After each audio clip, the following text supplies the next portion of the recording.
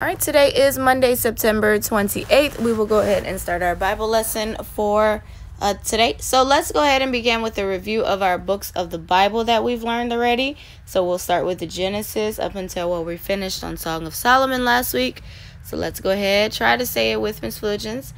So Genesis, Exodus, Leviticus, Numbers, Deuteronomy, Joshua, Judges, Ruth, 1 Samuel, 2 Samuel, 1 Kings, 2 Kings, 1 Chronicles, 2 Chronicles, Ezra, Nehemiah, Esther, Job, Psalms, Proverbs, Ecclesiastes, and Song of Solomon. So this week we will move on to our next set of books of the Bible. So we have 6 on this week. So after Song of Solomon, we will say Isaiah, Jeremiah, Lamentations, Ezekiel, Daniel, and Hosea. Again, Isaiah, Jeremiah, Lamentations, Ezekiel, Daniel, and Hosea. So you can practice writing those after our Bible lesson today. And Bible, we have been talking about Abraham, who was the man that God called out of the land of Ur to bring him to a new land, a promised land that God promised to give him and his descendants that would come after him. If you remember, Abraham was about 99, his wife Sarah was 90, and they still had no children. But God had made a promise that he would give them a son, and God even told them what to name the son, and they would name him Isaac. And so if you remember, the last thing we talked about were the visitors who came to Abraham, and they promised Abraham, and they gave him actually a time of when his son would be here. They said, if we come back at this same time next year, Abraham, you will have your son. And so remember, Sarah laughed because it was not that it was funny, because she didn't believe it. She was like, yeah, right.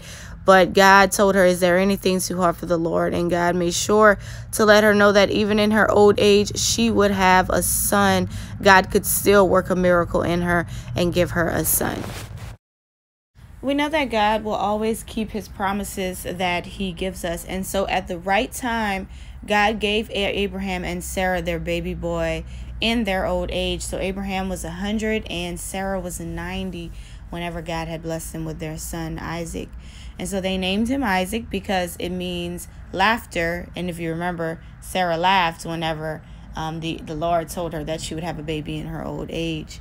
And so Abraham and Sarah now have their son. And so we see God's promise, and not only the promise of them having a son, but remember, God said he would have many descendants. In order for you to have descendants, you have to have children. And so Abraham knew that when God gave him the promise of many descendants, like the sand and the stars and dust, that is going to come to pass because of the fact that God blessed him with the son Isaac. So over time, Isaac began to grow, and they decided to have a celebration to celebrate Isaac's birthday. So kind of like a birthday party they decided to have for Isaac, and they invited all kinds of people. Now, if you remember, about 2 weeks ago in Bible, we talked about how Abraham had a baby with Hagar. Remember, Sarah was tired of waiting, and so she told Abraham to go and have a baby with her servant. And remember, his name was Ishmael. Now, Ishmael was Abraham's son, but Ishmael was not the promised son that God would give Abraham many descendants after. Ishmael is a teenager around this time, and so we have Ishmael, who's older. He's the older son of Abraham, and then we have Isaac, who is the younger son, the son of promise.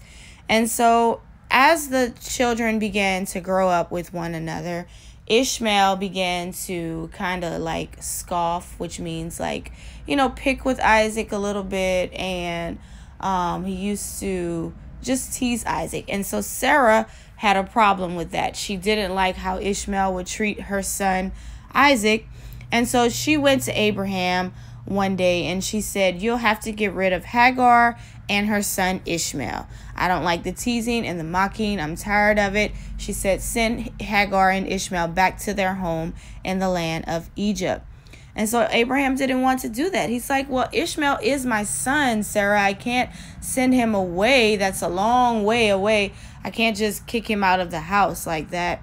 But God spoke to Abraham and told Abraham that it was right for him to listen to Sarah, because God had a special plan for Isaac.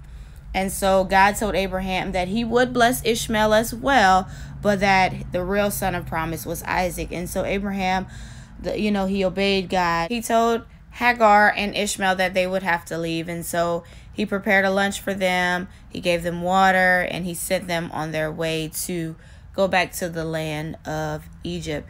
And so Abraham knew that he probably would not see his son Ishmael again. But God had told him to do this. And so he made sure to obey the Lord.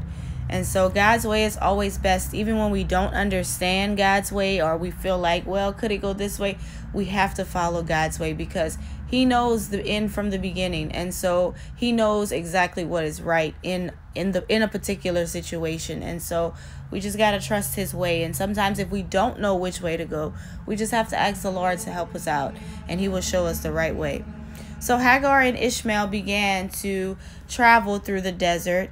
And of course, it's hot. A desert is really hot, if you don't know that. So of course they were thirsty. I'm sure they got hungry along the way. It was very hot. The sun was just beating down on them. There's like no trees for shade and stuff in a desert. And they were traveling all the way back to Egypt, them two alone. Not an easy journey, especially because they didn't know exactly where they were going. They didn't know exactly how to get to Egypt. And so it was a very difficult time for them. Then after a little bit of time, Isaac began to say that he wasn't feeling well. They ran out of water. And so especially if it's hot out in a desert, if it's hot outside, of course you need water to hydrate yourself, to keep yourself cool. So that was a bad thing, that they ran out of water and that they still had a long ways to go during this journey.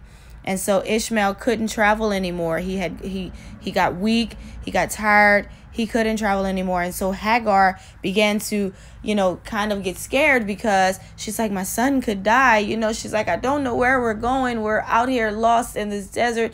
We're out of water. We're out of food. She's like, my son is sick. And so she was like really scared. She was afraid. And so she tried to put him under a bush to cool him off. And so she went and she did the one thing she realized that she could do, was pray. And so that's the good thing of Hagar being in Abraham's house. She learned how to pray to the God of heaven. And so she went and she said, Lord, please don't let him die. Do something for us. And Ishmael also prayed, God, help us. We can't see you. You can see us. We're lost. We're thirsty. Please help us. And then Hagar, as she was praying, she heard a voice out of heaven that said, Hagar, don't be afraid. It was the angel of God. The Lord has heard your prayer and your son's prayer. God is going to make a great nation of your son. Open your eyes and see what the Lord has done. Whenever Hagar looked up, God opened her eyes and she saw a fresh well of water, cool, sparkling water. So that was good, fresh water. So she was amazed at this. So she fills up her bottle. She goes and she gives it to Ishmael. She gives it to him to drink. She pours it on him. She refreshes him. She restores him. And, he regained his strength from this water that the Lord had provided. So Hagar realized, and Ishmael, they both realized that the Lord, though they couldn't see him, God saw them, and God was ready to answer their prayer. God was protecting them. From the moment they left Abraham's home, God was protecting them to get them to Egypt safely. And so, yes, after they drank the water, they started on their journey again, and God led them safely to the land of Egypt. And after and over time, God did indeed make Ishmael a great nation, like he promised that he would bless Ishmael as well. Now, Ishmael was not the promised son, but because of God blessing Abraham like he did, because Ishmael was Abraham's son, Ishmael was blessed as well.